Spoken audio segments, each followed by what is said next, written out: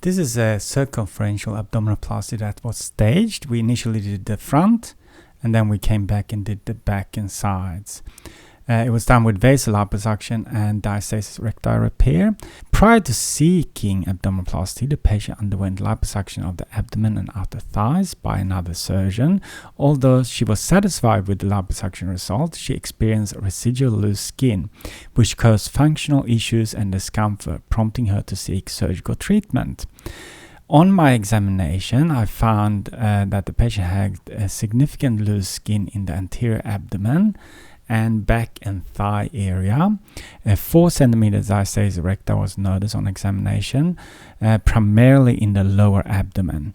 So the plan was a two-stage circumferential abdominoplasty. The first stage included a full abdominoplasty, followed by a second stage back lipectomy to complete the circumferential procedure.